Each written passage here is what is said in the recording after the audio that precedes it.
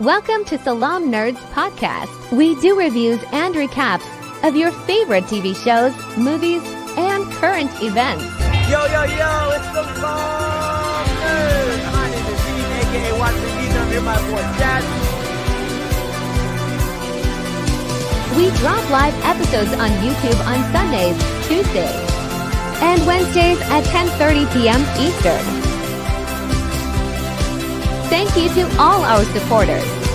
Please help us by subscribing and leaving a good review on Apple Podcasts and Spotify. All episodes can also be found everywhere podcasts are found. Yo, Salam Nerds. It's your boy Neeps, aka Watchman Neeps, and I'm here with a special guest today. Welcome to the show, Mean Streak Matt. How are you doing? I'm good, man. I'm good. Happy to be here. Thanks for having me. Oh man, I am so excited to have you on the show. I'm so excited to talk about not WrestleMania, SummerSlam, man. SummerSlam.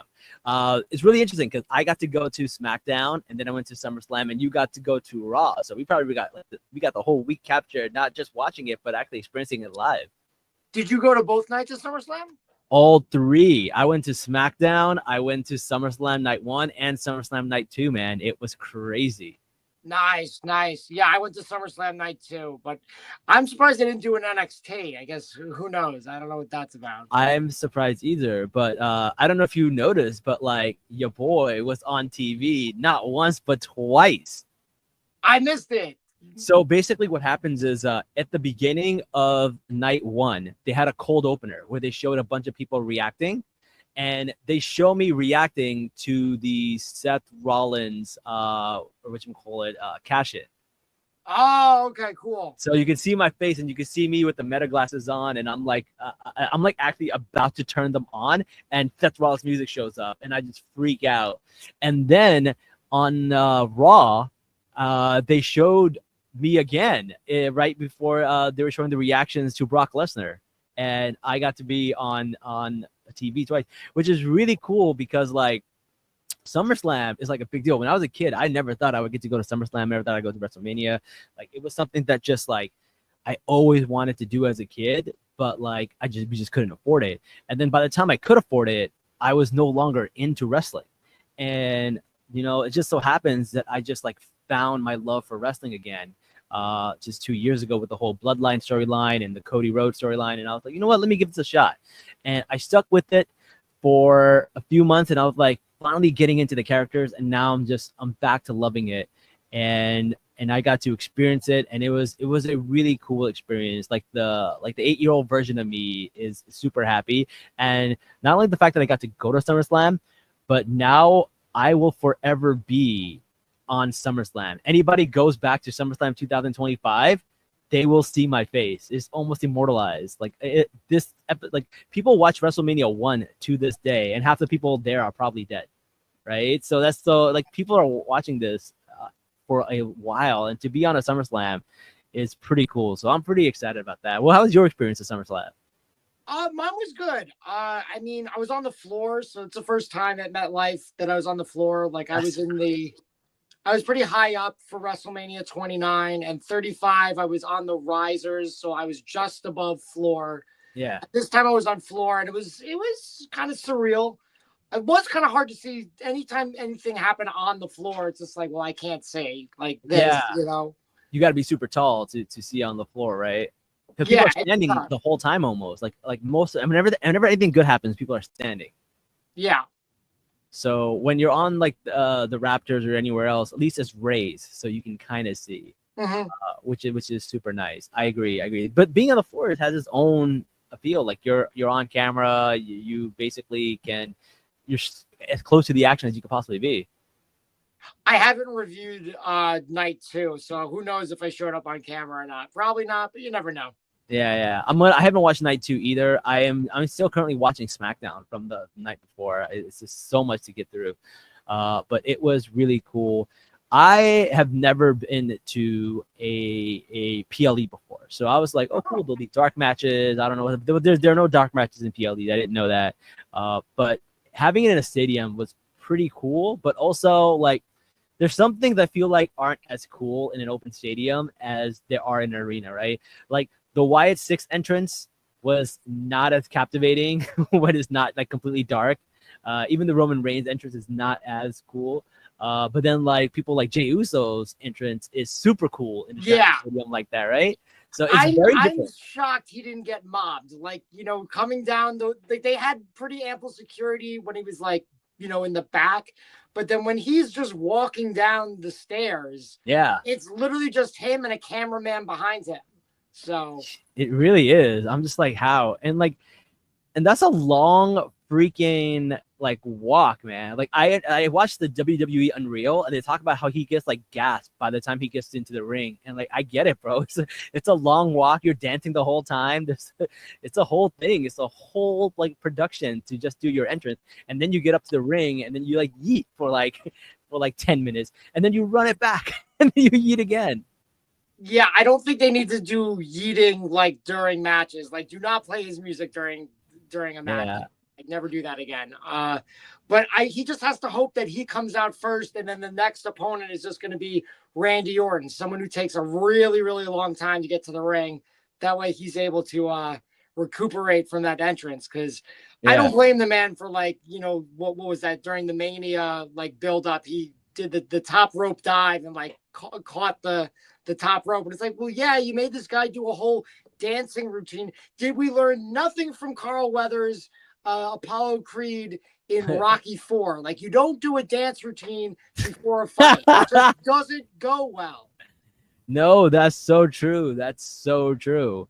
The thing about Jey Uso, and I'm not defending it because like I totally 100% agree with you, but like there are a few wrestlers that are for the kids, right? And I feel like Jey Uso is one of those wrestlers for the kid. Like the whole run it back thing, it's like really like it's childish. It's not really like something like it's not for you and me. It's for the kids, and I get that.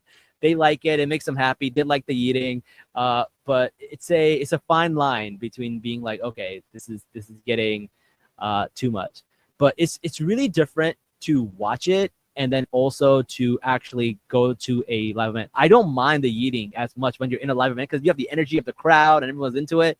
Even when I went to Comic-Con, people were like, run it back. And it was like fun. But when you're on TV, you're like, all right, man, come on, give this a rest. It's a different experience. I would say definitely, like, it's kind of breaking the fourth wall if you do it during the match. If like your music just starts playing out of nowhere in the middle of a match and you start yeeting with the crowd.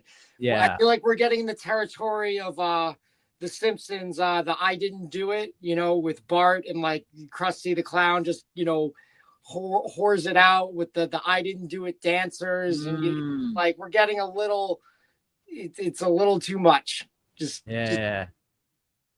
That's so true. Someone's saying, "Oh, there should be a match with Gunther and Brock." Well, we'll figure that out there. We'll go through the list of what you call it, of the matches, and then we'll kind of go through some of these scenarios we want to see, what we don't want to see. But I guess we should talk about the biggest controversy first and just knock it out, man. Brock Lesnar, man. So listen, you gotta say it better than that. You want me to do it? Do it. Brock Lesnar. That's a good one, man. Oh man, listen, I'm gonna be honest. You would have given me 100 guesses, I would not have guessed Brock Lesnar was going to show up. I did not. The only reason I guessed is because someone before we went in said there was a Brock sighting in Newark. Otherwise, no, he would not have been on my guest list at all. No way. I did not see a Brock. I didn't hear anything because I tried to be away from social media, not just for kayfabe, but also to like not have like surprise ruined. Like it's like the Marvel Cinematic Universe, man. Like everything gets ruined. Like right now, it's just all these Spider-Man sightings, and everyone's pretty much showing all of the scenes from behind the scenes of Spider-Man. It's kind of ruining the movie. And I try to stay away from it, but sometimes you can't avoid it. But yeah, I did not see anything about Brock. I didn't think it would come, and I had pure shock. I heard his music, I saw his name, and it still took me like 10 seconds to like register what I was looking at. I'm like, this is not possible. And it's just crazy. Like, how do you feel about it being Brock? I think it's probably too soon. I mean, what the nothing's been established legally. I just feel like, you know, Triple H is now in President Donald Trump's cabinet, which this crowd booed at heavily when they Heavily booed at. And I figure with that probably comes, hey, Mr. President, if Brock is convicted for anything, you'll give him one of those presidential pardons. And also, if that happens to me and my wife, if we're like liable for negligence, you'll give us one of those presidential pardons, right? And he's like, yeah, no problem, fam. So I think that's probably why Brock is back. That's my guess. Maybe. I don't know if that's how it works on a civil suit, because I believe she's suing him. Or no, you're right. It is a criminal. It's a criminal suit and a civil suit. So they could, sex trafficking. Sex trafficking, right? That is true. Yeah, that's insane. The thing is, I tried to so I didn't know that much about the whole Brock situation. I knew that there was something with him and this man. So I was like, okay, maybe I was, when I saw him, I was like, oh, maybe I was wrong. Maybe it wasn't what I thought it was. So I went back and I read all the stuff and I tried to, and there's a lot of misinformation out there. And for better or worse, it was really hard to go through. So from what my understanding was that Vince was doing crazy, horrendous stuff. And he was basically trying to traffic someone to Brock Lesnar. And Brock Lesnar turned him down and then basically said a lot of crude things, but basically Brock never said that. Vince said that Brock said that. So it's probably true. It's still muddy, it's still gross, and it's still weird. And I'm not the one that's going to try to defend him. I'm not trying to defend Brock Lesnar because I don't know. It's just really weird. Everyone should just form their own opinion, but I think that it's something that they should discuss. They can't just ignore it. I feel like the idea to ignore it is really, really just insane. Oh, I think we lost Matt for a second. Someone says Vince would be the one needing the pardon. Yeah, Vince would need the pardon for sure. He would for sure need the pardon. I don't know if he could get one. I don't know even if Trump can manage a pardon for Vince. That would be crazy. To pardon somebody for sex trafficking would be insane. But he is supposedly mentioned in the Epstein file, so I wouldn't put it over on Trump to do that. Sorry about that. I'm not sure what happened. It just crashed out of nowhere. I'm not sure why. Okay, no worries, man. No worries. Hopefully it's not like a timer or whatever. Yeah, man. Someone says Trump can actually do that. Someone says, isn't Trump going to pardon Diddy? That's crazy. All right. So back to the Brock Lesnar thing. Basically, what I've learned is that Brock is named in the suit. He's named 42 times, but he has never met this person. So he never did anything. So it's kind of like he probably had intentions to do that stuff. Vince was trying to do something like that. They had a time to meet set up, but it never happened because of weather. There's a lot of information out there. I suggest you go and do your research yourself. I did a day of research and I was overwhelmed by it. There's a lot of people defending him. A lot of people not saying hey, I'm not going to watch WWE anymore. Make your own decisions, guys. I just got back into WWE, so I'm what the hell? Honestly, it is really interesting. I mean, again, yeah, he didn't actually do anything, but it's if you're planning to commit a crime, that's still bad. So. I know. But the thing is, Vince said he was planning on doing it. He never said it, so I don't know. I feel like it's really muddled, and honestly, I wouldn't put it past him. I don't know. Brock strikes me as a guy that would do some crazy shit like that. So I don't know. Wrestling. I don't know anything about his personal life. I don't really care. To be honest. I don't know. All I know is wrestling is a very crazy, toxic place. If you hear about the old school days of Shawn Michaels and what happened with Sonny and all that stuff that used to happen, it's I wouldn't put it past them. Is what I'm saying, or based on the rumors that we've seen.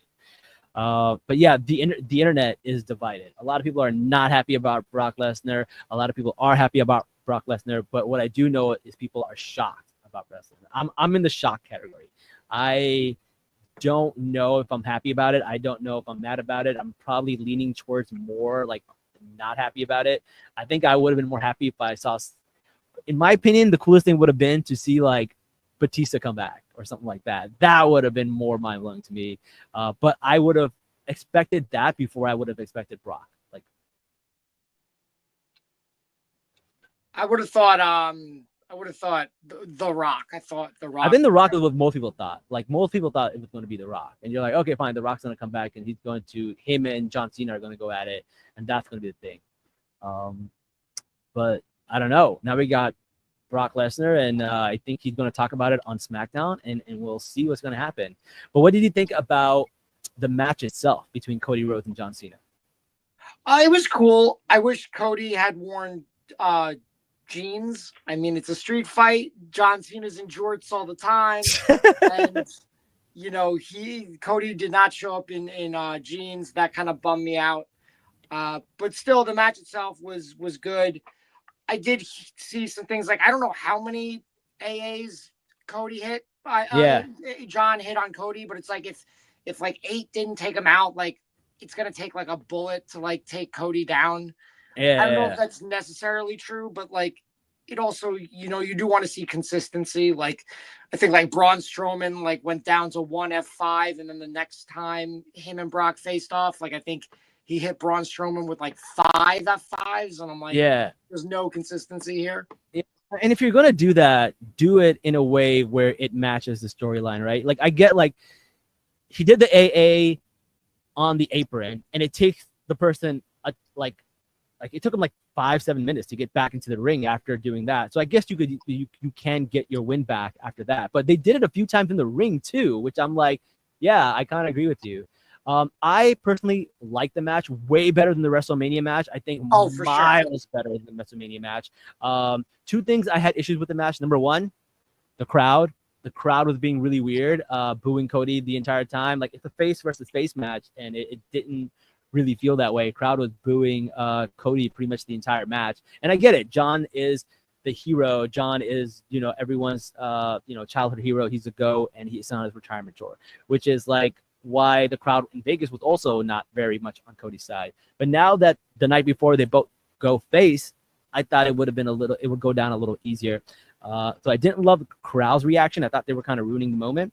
2, didn't love the finish. But everything else I loved about the match. It was cool seeing them. Like I literally ran over and I saw that spot where was it Cody hit John on the threw him on the steel girders. Yeah.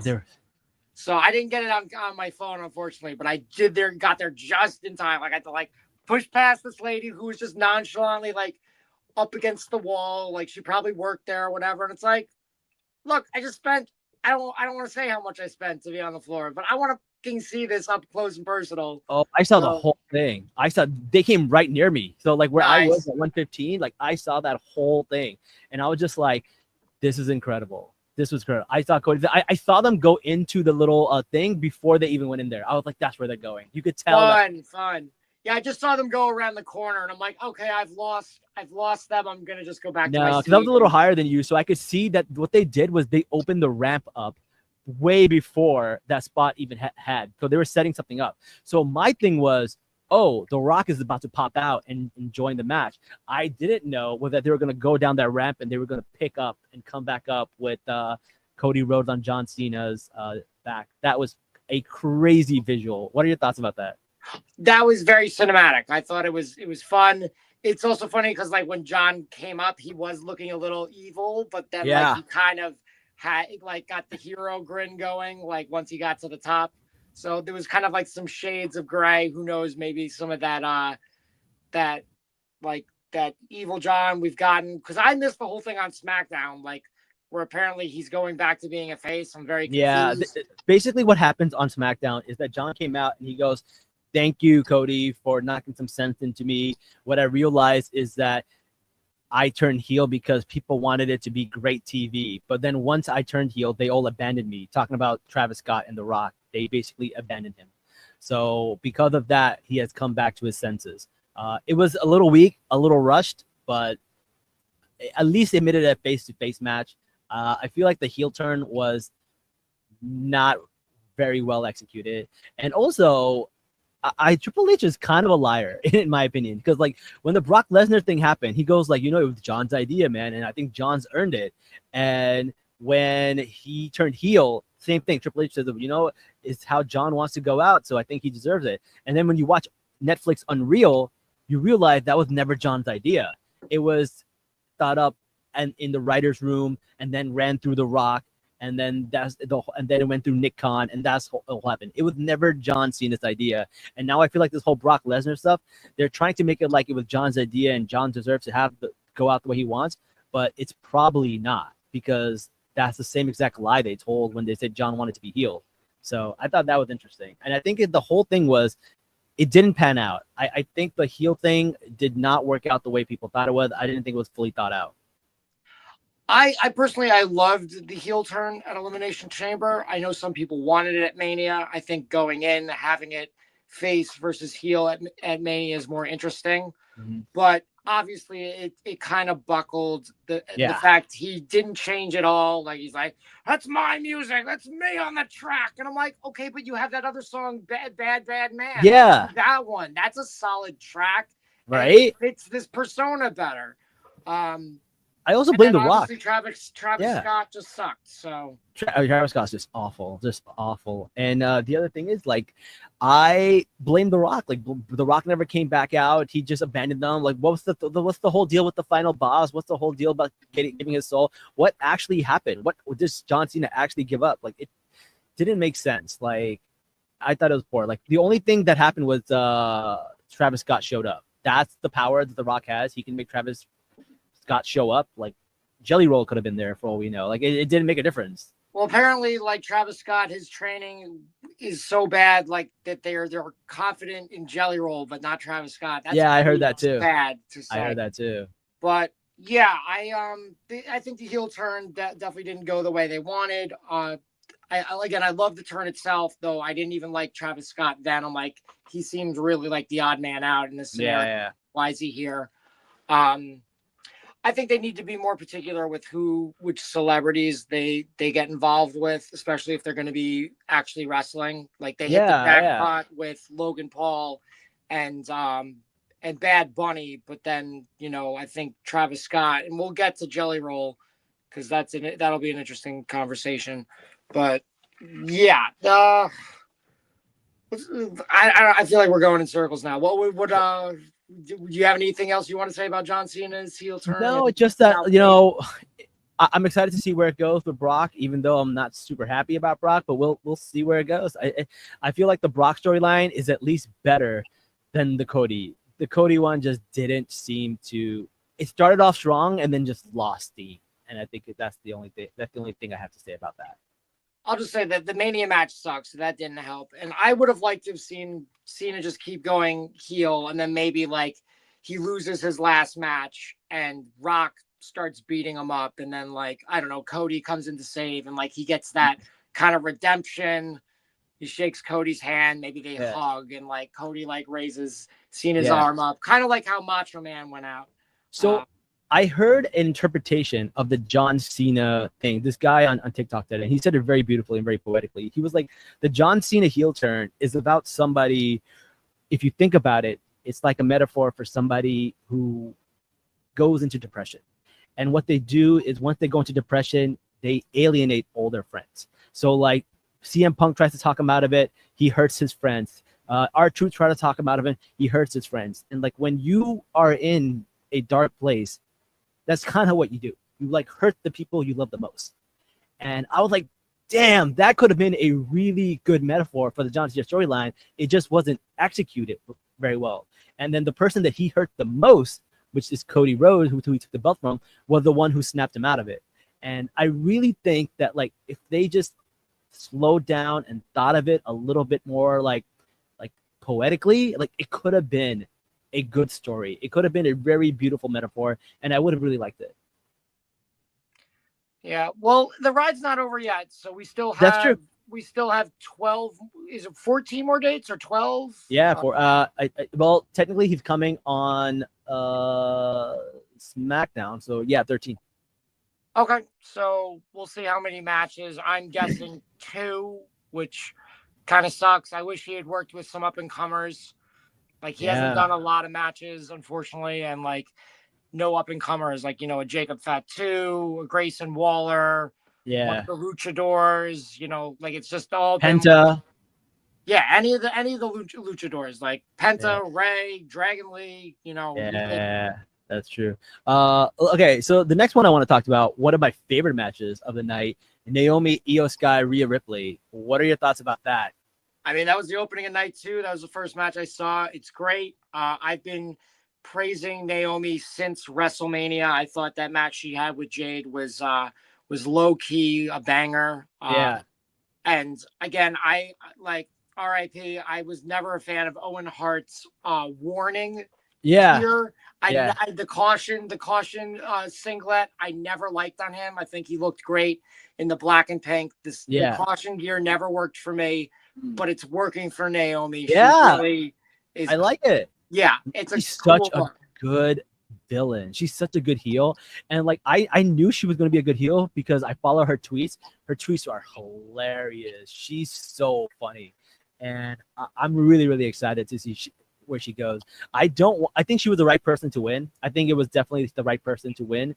But I think Io, Rhea, they put on a banger. When Io did the thing, like the entire crowd went insane. The crowd loves it. Yeah. They love her emote. It's so good. So I'm really excited about that. I think what they're going to do is they need to basically build on the heelness of Naomi and keep her champion for a while.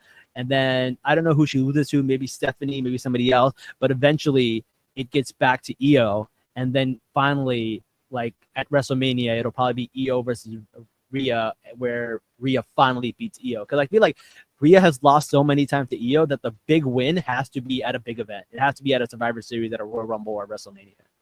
Yeah, I think that makes sense. I mean, I'm still in the camp of waiting for Rhea Ripley and Bianca Belair to have a one-on-one match. But at this point, I think it's more likely, we get Rhea and Io next year, and maybe next year we get Bianca and Jade, or Bianca Jade and Naomi. So, yeah, Bianca Jade and Naomi would be a cool one because I remember when they first showed up at Royal Rumble, it was all three of them just like knocking people out, and it was a cool thing to see. So I'm really excited about that. Well, speaking of women's matches, this match, mixed reviews about it. So the Becky Lynch and the Lyra Valkyria match, the crowd was not into this match at all. They were doing wave. They were saying this side sucked. They were saying weird chants. They were not paying attention to this match at all, which I felt really, really bad for. I thought it was pretty disrespectful, but people were like, wait, if the match isn't good, the match isn't good. So I don't know. What are your thoughts about that? I think the zip tie spot was ultimately not satisfying. No.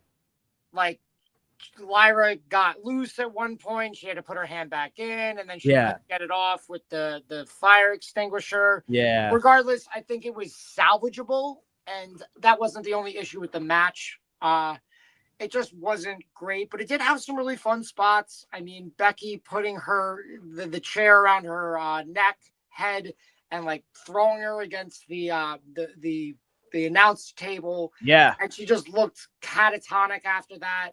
Was just pretty badass. Yeah. And, so I think there was things to like about this match, but sometimes the crowd just kind of can't get invested, and that was definitely this one. Who knows why? Again, I'm still iffy on Lyra's character. It's like she's a bird lady. I don't love it. Doesn't really do much for me. I don't think I really know much about her, except she's Irish and she likes birds, and like I know. I agree. They need to work on her character. I mean, her wrestling is great, but they need to work on it. Yeah.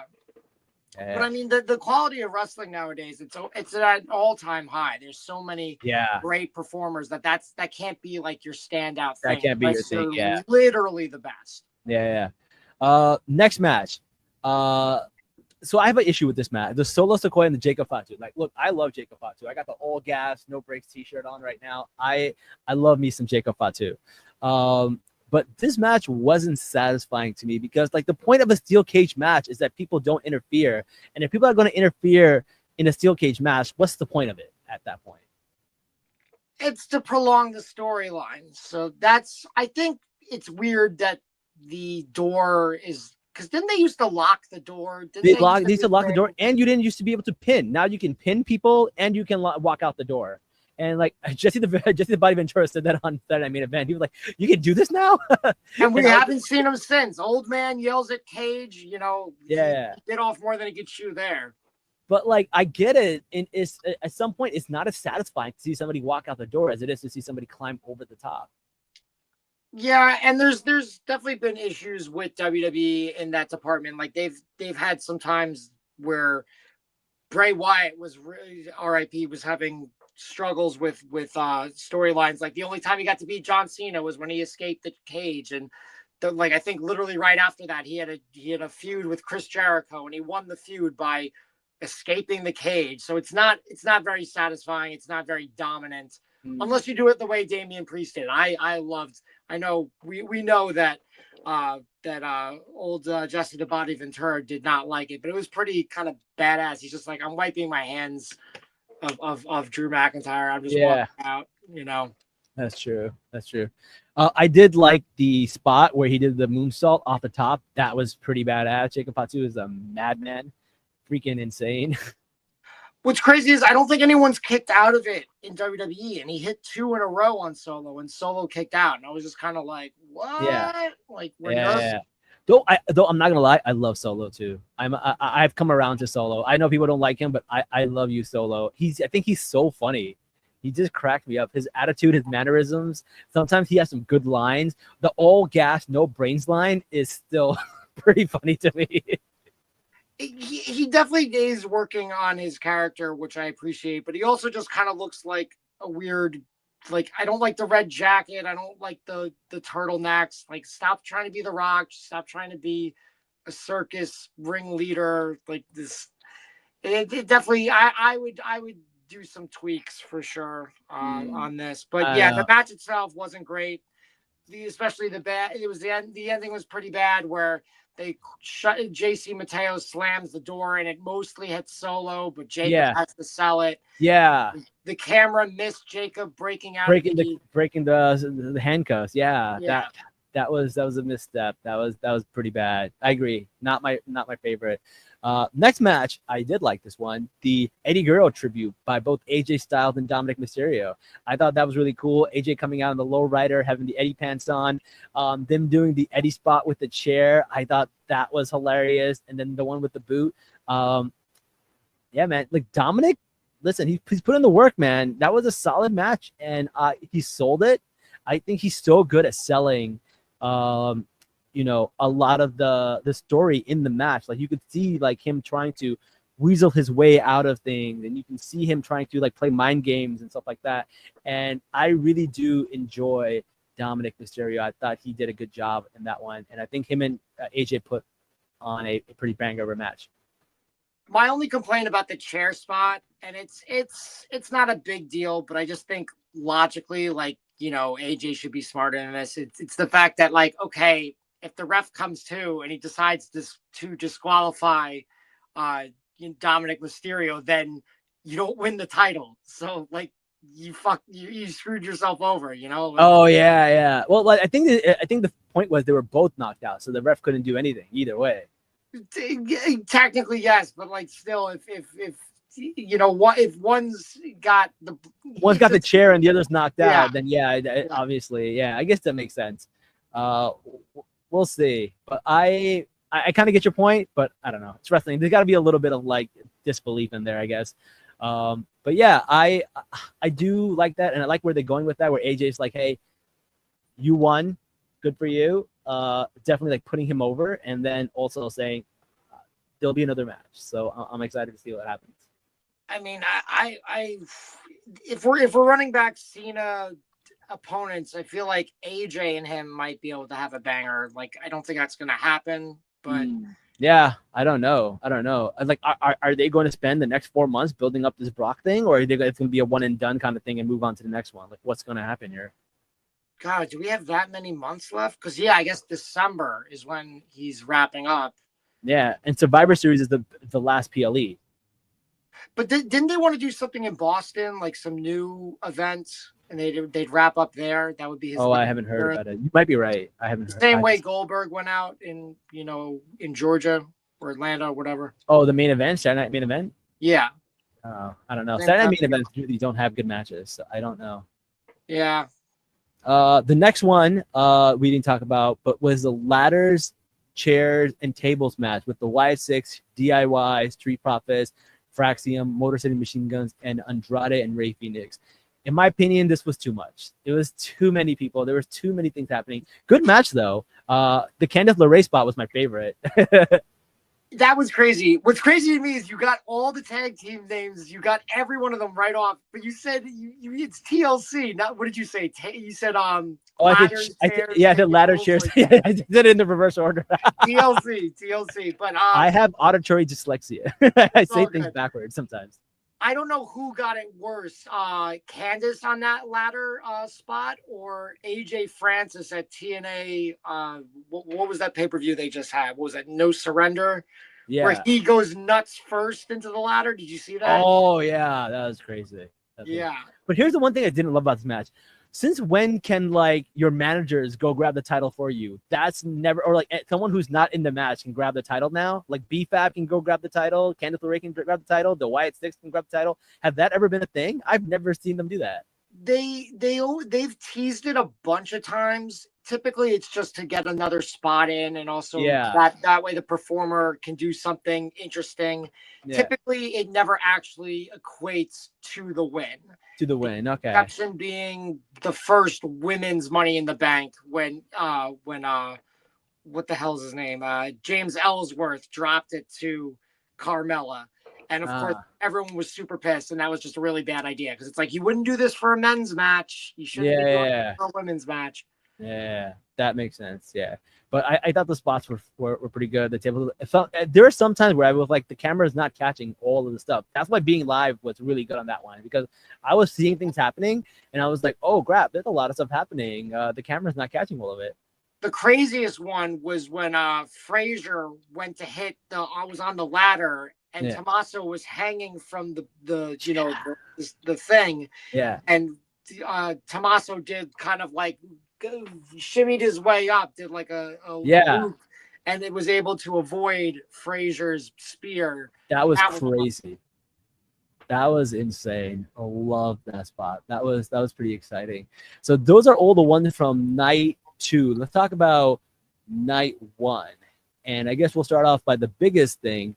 CM Punk and Gunther. I thought that was a banger of a match. I really like it. CM Punk's my favorite wrestler, my favorite current wrestler at the moment.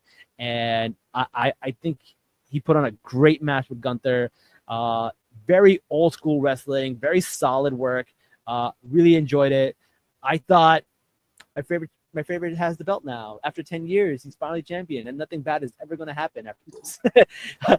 Little did I know, from the architect, the visionary, was out there in Bloomfield, New Jersey with his crutches all week, just selling his injury. And he came out, and there was a part of me that was like, oh, he's just teasing him. He's just teasing him that like, oh, I'm going to come back for you. And then he dropped the crutches, and I lost my shit. That was crazy. So, yeah, I saw that. I didn't see the match itself, but I loved Punk's Fantastic Four gear. He looked great. Yeah. And, I was about 60-40 on Punk. Like, I thought he was going to win. And it'll be interesting for Gunther going forward. I mean, we saw it in the comments earlier from one of your viewers that they're like, do you think Brock and Gunther will go? And I think we have plenty of time to build to that, but they definitely have to rebuild Gunther. Not like from the ground up, but he just did have a huge loss. He lost the title. He lost to CM Punk. He's not ready to have a big, believable match with Brock Lesnar. I think they said that Gunther was going to go on vacation. So like they said, he had like an orbital fracture, which is something they just usually say, and it'll give him some time to like recover, and he'll take a break and he'll come back. So we probably won't be seeing Gunther for a little while. And then when he comes back, we'll see what kind of feud he'll be in. But I agree. I feel like it's a little bit ways away before a Gunther versus Brock Lesnar match. If he's good for him, he deserves to go on vacation. I'd love for him to go and come back at the Rumble have an interaction with Brock at the Rumble, and then they could set up, Yeah. build from the Rumble to a Mania match between Gunther and Brock. And there doesn't have to be a title on the line, because we know that was a rumored match. Yeah. Or before Brock was excommunicado, was that Brock was going to beat Gunther for the Intercontinental Championship. Yeah. I also heard a lot. Somebody also mentioned that Brock Lesnar and Braun Breaker was another one that people wanted to see. Braun Breaker is supposedly the future of the company. They keep saying over and over again, and I'm curious to see either Braun fight Gunther or fight Brock. I feel like those two would be very interesting matches. Yeah, I mean, Braun Breaker, I feel like his counterpart is Jacob Fatu, so maybe they want to hold off on doing that, because they've had like some face to face, but never a one-on-one. Like, I could see them going one-on-one at Mania, or they might want to just keep teasing that and save that somewhere down the line. Yeah, that's good. That's good. I did feel like I would have liked to see a little bit more of a build up and some more promo between Gunther and CM Punk. Like the CM Punk and Drew McIntyre, like that was like insane, and it went for a while. And I feel like they should have built up a little bit more heat. But other than that, I thought the match was great. I mean, to be fair, they had a lot of time because Punk was sidelined, so Drew just kept heckling him with tweets. Yeah. Drew's crazy. That's crazy. All right, speaking of Drew, let's talk about it. The Logan Paul, Drew McIntyre, Randy Orton, and Jelly Roll. Listen, I'm a Logan Paul hater, but sometimes he does things, and I'm just like, I gotta give it to him. He's super talented, whether you like him or not. Like, no doubt about it. Yeah. And I also did not have a lot of high expectations for Jelly Roll. I saw him in some of the, like, you can see him doing a little bit of like the matches during like SmackDown, and like doing a little these little brawls they had to kind of work. And I was like, this guy cannot even like stand up. He keeps losing his balance. Not doing great, but honestly, it wasn't the worst. I was like, all right, not too bad. It was supposed to be my bathroom break match. I was supposed to go to the bathroom during this match. I, for the most part, didn't like this match. I didn't think it was terrible by any means. I think Jelly Roll came in and did what he was told to do, and he probably met expectations. Yeah. But for me, as a big wrestling fan and less interested in seeing celebrities, especially celebrities I'm not interested in, and Jelly Roll, no offense to him, I'm sure he's very talented, but I have no interest in Jelly Roll. Same. He really didn't do much for me. There was a lot of issues. Like, I liked how he came across as very inexperienced. That made sense. Yeah. But there was stuff like when he was like choking Logan Paul, it looked like he barely had any like. Yeah, the choke slam was not great. Like, it was not very believable to see Jelly Roll choke slam Logan Paul that high in the air. The height and the impact were great. It was just the setup. It's like, I'm gonna you're not the Undertaker. Yeah. I'm going to goozle you, but it's not believable at all. And I'm just going to sell it. He's going to sell it for a while. You know what I did think? I did think his Big Boss Man sidewalk slam was pretty solid. I thought that was the one move he pulled off pretty well. I would say that was the best one out of them for sure. But there was other things like Drew, him ducking Drew as Drew was going, like running the ropes and trying to hit, like he barely ducked. Like, Drew had to like, thank God Drew's so tall. Let's put it that way. Exactly. But I did like the Meta Ray-Ban spot. I have my own Meta Ray-Bans right here. So I've been rocking the Meta Ray-Ban. So basically what Logan Paul does, he turns on the Meta Ray-Ban, he presses the button, he gets his drinks, he goes up to the thing, and then he does a frog splash onto Jelly Roll, which also Jelly Roll was definitely telegraphing that. He was telegraphing that freaking rock splash. But that was cool because you got to see a POV from Logan's point of view that he posted later, and I was like, damn it, that was actually pretty innovative. I'm not gonna lie. It's definitely one of his best ones, and it looked awesome. The spot, like itself, the exploding table, Jelly Roll just getting destroyed. That's obviously the highlight of the match. But again, I don't know why they had to do this match. Again, they're so popular right now. They don't. Do they benefit from Jelly Roll? Probably, but I don't know if it's really worth it. And also, it looks weird for Randy Orton. Like, Yeah, What? it really What's he does. doing with Jelly Roll? Yeah, it is really interesting. The thing is, like, WWE has always done this. It's like a thing for them, right? Like they've done it, but like I like it when they do it with somebody who's athletic, right? Like the Lawrence Taylor Bam Bam Bigelow match. You know, like it was a long time ago, but at least that's somebody who's an athlete. Stephen Amell, like, you know, he's the Green Arrow. Like he had a TV show where he was a wrestler on heels. Like that made sense to me. Bad Bunny, surprisingly, pretty athletic. Like I like it when the person that they got is actually athletic. Jelly Roll did a good job for somebody who I think is not very athletic.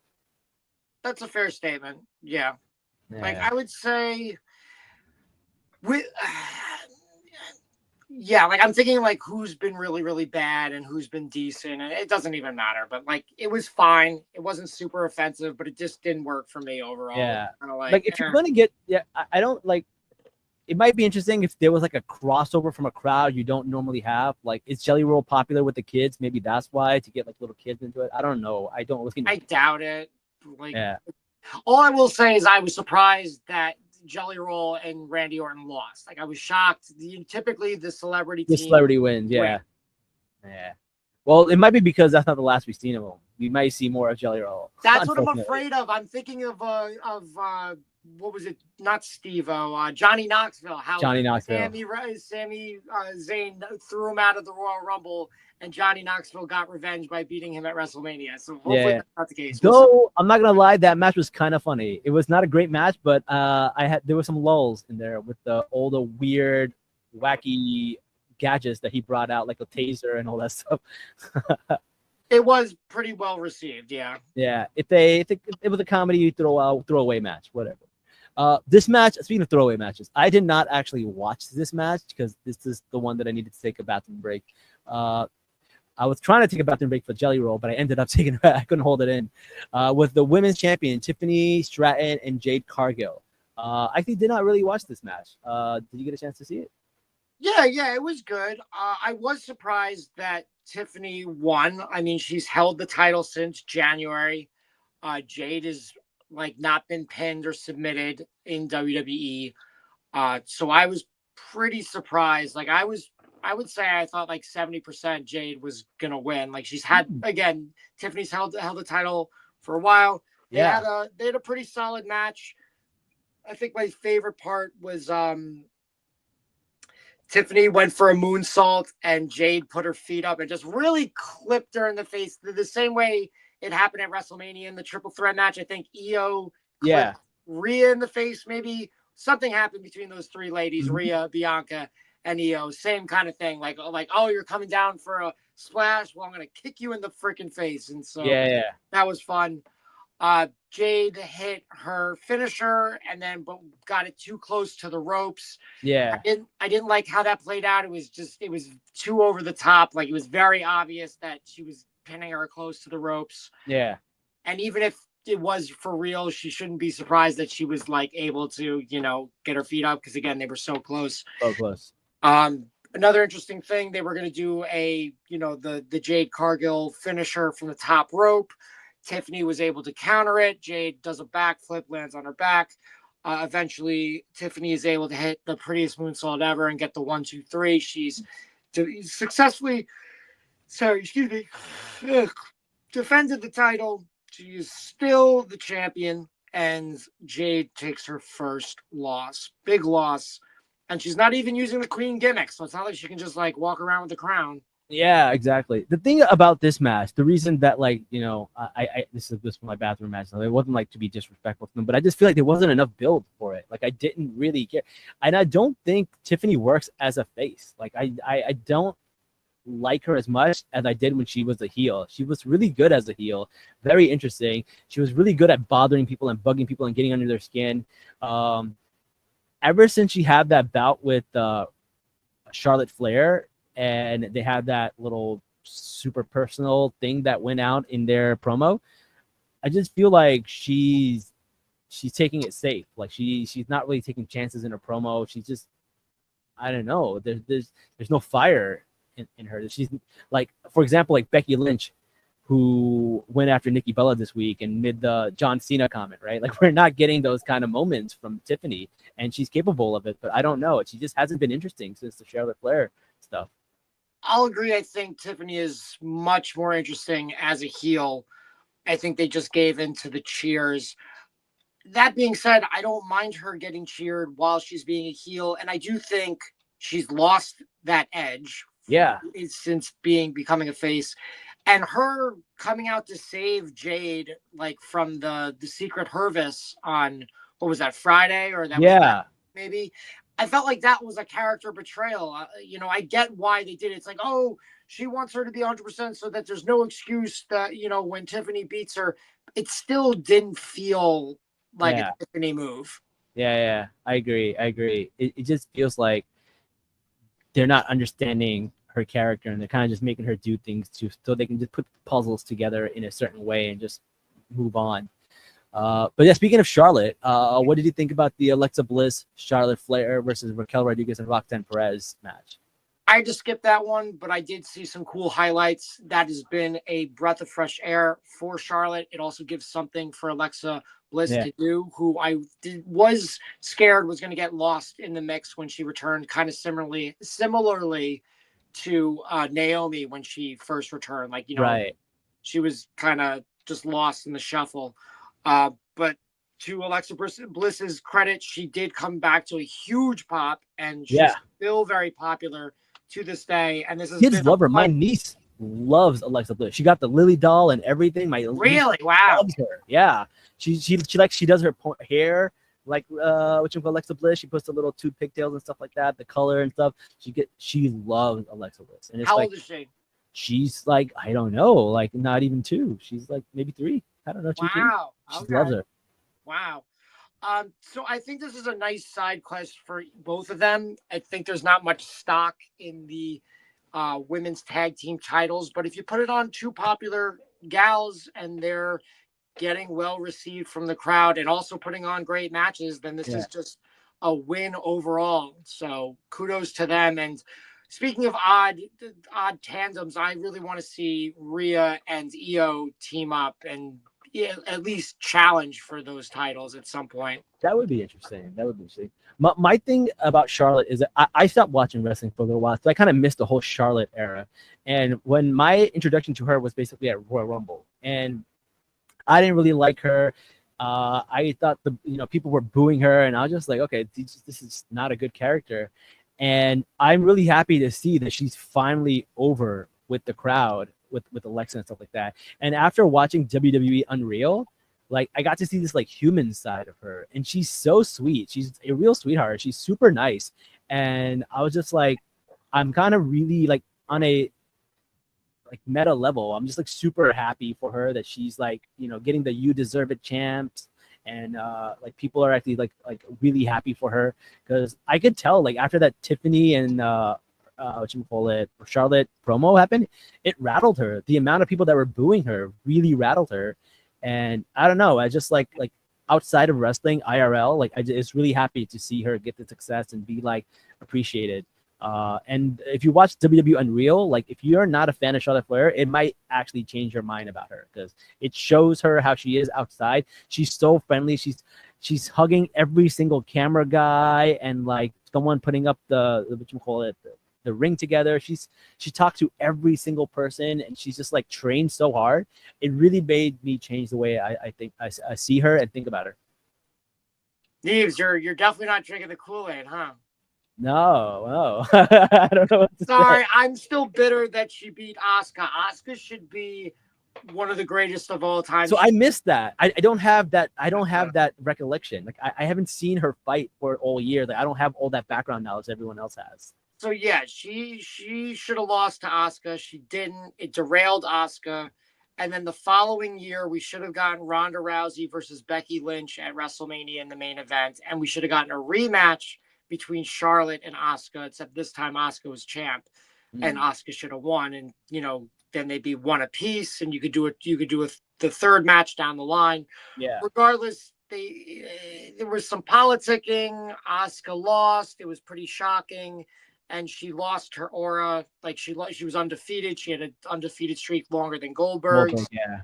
And yeah, has Asuka been the women's champion since then? Multiple times, yeah, but she's never been the number one like woman in the company, and I will always resent Charlotte for that. That doesn't mean I don't. Charlotte's very accomplished and talented, and like if you were like, hey, do you want to meet Charlotte? I'd be like, under what context? Like, I'm not spending money, but like if she's at a cricket event and I have off that day, sure. But yeah, I'm not interested in watching any untrue stuff with Charlotte. But okay, fair enough. All right, I respect that. Listen, maybe I'm a mark. I don't know. Maybe I'm a mark. So, I just sometimes you want to be a mark. Sometimes it's you want okay to be a mark. It's not like I'm part of a podcast called Mark It Down. So you're a good company, bro. Don't worry about it. All right. Finally, the OTC. Jey Uso. We talked a little bit about this earlier. Bronson Reed and Braun Breaker. Number one, my favorite thing is that he showed up with the shoes. Bronson Reed showing up with the Shula Fala, which is really funny because they called it that on Raw, but people were actually chanting that in the stands at SummerSlam. So they must have heard it somewhere before. But I thought that was so funny. And like now that it's like becoming his gimmick, I'm like, I love it. I love the Shula Fala, the tribal thief. It's so good. I agree. I think it's great. I had a coworker today be like, oh, Roman Reigns is rich and you just get new shoes. It doesn't matter. I'm like, that's not the point. No. It's super disrespectful. It's a hood rat shit. Yeah, it is hood shit, man. It's crazy. You don't do that. And like the thing is, like, even though like they won, it's still the heat's still there because he did his shoes again. Paul Heyman, as soon as the match ended, ran away with the shoes. Yeah. I have an observation about this match. It opens, so it's kind of funny that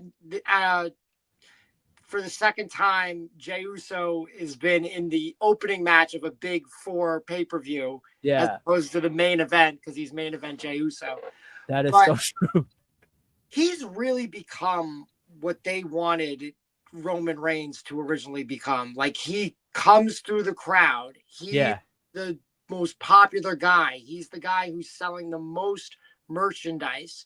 You know, he is, in some ways, is what they wanted as their prototype Roman Reigns. I get it. And the thing is, like, the popularity of like if you're in the internet wrestling community, I know they hate on Jey Uso sometimes, but like the popularity of Jey Uso is undeniable because like my brother, his neighbor, went to go take his kids to get an autograph of like Jey Uso. They said it was an over 3-hour wait and they didn't get it. It shut down before they even got a chance to see it. So like imagine people waiting over 3 hours to meet Jey Uso and then the line's so long that they closed it down before they even got there. Like, it's crazy how popular he is. Bro, I was the cutoff for that line. There was two people in front of me, and they're like, no more. Can't take anybody else. It's okay, though. I met him last night on Monday Night Raw before the show, and I got to talk to him. So you stay tuned for that. I have a very short, brief interview with him, as well as I got an autograph. So I like full circle redemption. We're all good. But yeah, there was more than 500 people showed up. It was crazy. I don't think if you didn't show up before 7, you weren't able to get them. Like, that's crazy. Yeah. Like his popularity is undeniable. Like, and it's really funny because he talked about it in the after show. He was like, there was a time where like he would do these things and nobody would show up. And now is at a point where like people have to shut it down. It was huge, dude. It was so many people. And the internet, I mean, I get it. Like, he's accomplished a lot, maybe more than what we're looking for. Me personally, and I've said it on my podcast, I thought his storyline was that he was going to, at some point, was going to defeat Roman Reigns one-on-one. I didn't think the world title was in the picture. It seems to be to the opposite effect of that. But yeah, they just dropped it. I don't mind him as world champ. It is to me crazy that Jey Uso and Damian Priest, both very talented, but I think it's, in my mind, it's crazy that they became world champions before LA Knight and Sami Zayn, who are still not world champion. Yeah. That's true. Oh, speaking of Sami Zayn, did we miss that much? Oh yeah, we did miss that much. Does Sami Zayn? Look, I love Sami Zayn. I'm a big fan. He's put on some bangers, but this was not my favorite match. I don't know. What were your thoughts about the Karrion Kross Sami Zayn match? I feel like they could have done better. Both of them could have. I don't think you can really get a great match out of Karrion Kross. I think you can get solid matches from him, but I don't think I've ever seen a banger from him. I've seen like cool moments Yeah. that he's produced, but I don't think he's known for bangers. Do you think Sammy will win the Royal Rumble next year? Yeah, I think so. I mean, I feel like it's got to be him or Punk. Yeah, it's got to be him or Punk. But like Sammy, I feel like, listen, I don't want to play politics, but Sammy is like the only Muslim in all of WWE, and Saudi Arabia would go nuts for Sami Zayn to win the Royal Rumble. I would agree. Politic all you want, my friend. I was in the same mindset. I just wanted you to say it. I didn't want to be the white guy. Yeah, listen, I'm Muslim. I'll say it. Listen, I'm Muslim. I'll say it, man. It makes sense. They've done it before with the Great Khali. They were expanding to India, and around the same time, the Great Khali and within Jinder Mahal became champion, right? So these things happen. I mean, sometimes things are a business strategy, and like I would not be surprised if that happens. I feel like we will see it. I feel like they are ramping it up. They are ramping us up to a Sammy Royal Rumble win. A Sammy championship, maybe not, but a Sammy Royal Rumble win for sure. Let's just hope it works out better for him than it did for Jinder Mahal and the Great Khali. I mean, they became world champions, but they were pretty stinky world champions. Yeah. I do think that like they need to put him in more interesting feuds, though. It can't just be like, oh, I'm trying to be a world champion, because I feel like the underdog story can go stale if they overplay it and they overdo it, right? So I hope they give him some good feuds. I hope they give him some good stories in the meantime. So hopefully we get some of that. Well, we get him versus Rusev on Monday. That could be good. We'll see. I feel like Rusev's hit or miss. Rusev's so he was the dark matches on SmackDown when I saw it. It was him and Sheamus. They've gone over each other like so many times. It was the dark match.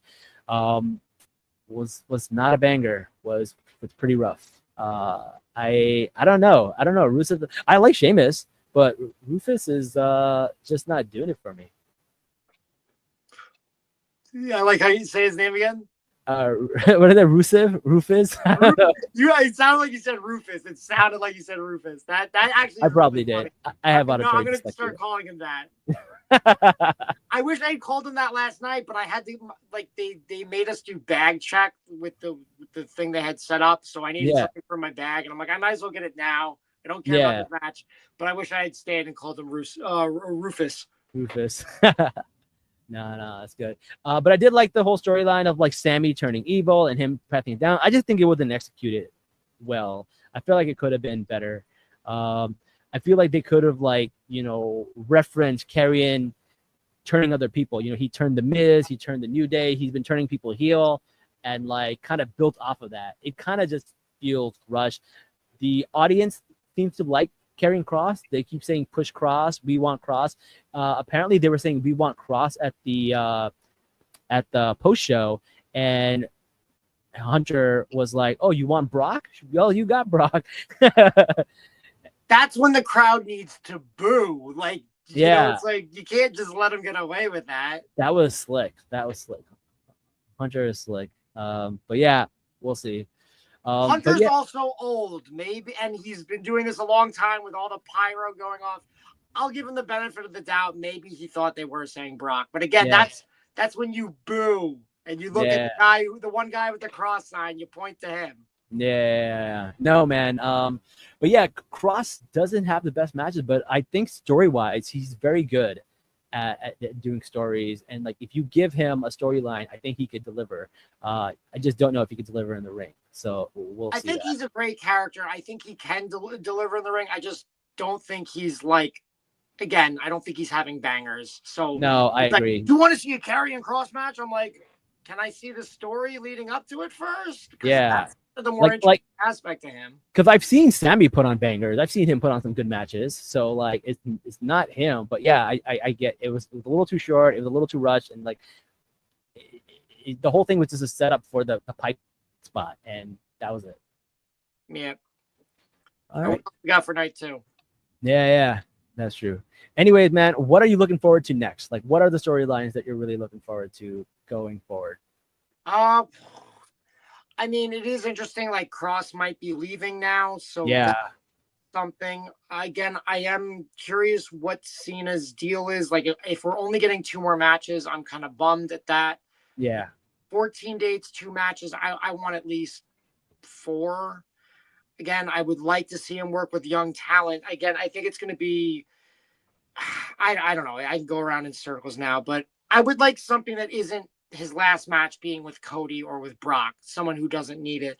Give it to, you could give it to Sami Zayn, who, like, what his first one-on-one match he had with Cena, he like messed up his arm on his intro, just hyping himself up.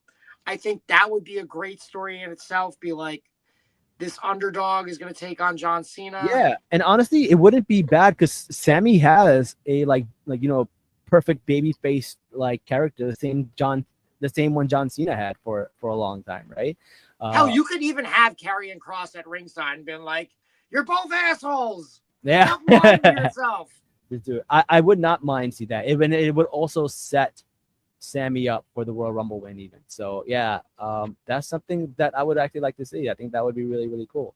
I don't know if this Brock thing is going to be delayed or not delayed. It's going to be like strung out, or it's going to be a flash in the pan really quick. I don't know. We'll see. I'm very curious how the internet will react and how WWE will react to this, because the internet's not happy about it, and then half of them are happy about it. The fact that they don't do press conference anymore and they're just kind of ignoring it and pretending it's going to go away, it's kind of sus. I feel like you should own up to it and be like, hey, this is why we decided to do it. Just say, hey, we didn't find any wrongdoings. We researched it. We talked to our lawyers.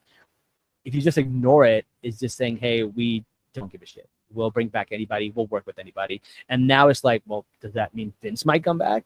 And I feel like people want to boycott and do all this stuff and they're angry. But I think like the best way, if you're really upset about something, is reach out to the sponsors, because the way Vince got removed was that Slim Jim decided to pull out if they didn't get rid of Vince, and they were like, oh, okay, yeah, Slim Jim's been here forever. They dropped so much money on us. Yeah, we'll get rid of Vince.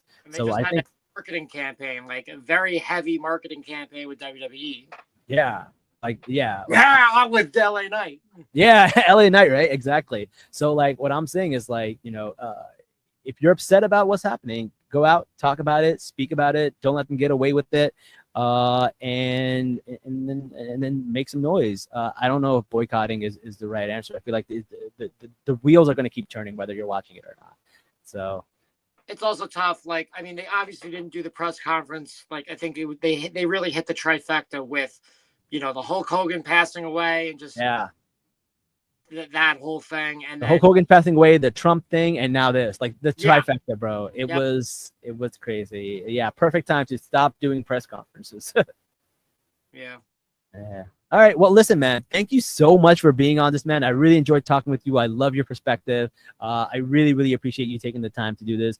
Before we go, let people know where they can find you, where they can see your TikToks, and where they can see your podcasts. Let them know.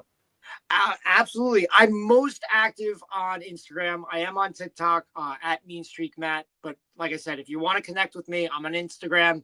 My personal page is Mean Streak Matt. I have a Lego page that's at Matt's Minifigs, and my own podcast, wrestling podcast at Mark It Down Pod. I think I forgot to put. Did I forget? Yeah, I forgot to put down the pod on the little. Pod. And then definitely, if you're in the city, especially you Neebs, come check us out at Subway Mania. I am not part of the main cast, but I do support those guys, whether it's working with them on stuff. No way! I love Subway Mania. I watch that all the time. Yeah, it was Joe Hendry 2 episodes ago. Yeah. Oh my God, that's so cool. It shows on my TikTok all the time. Yeah. So yeah, definitely come through. Like I said, it's so much fun, whether it's working with them, performing, or just sitting and watching. I would love to come. All the guys are so much fun. Yeah, definitely come through. All right, cool. Well, thank you so much, man. And guys, don't forget to like, share, comment, subscribe. And until next time, guys, salam nerds.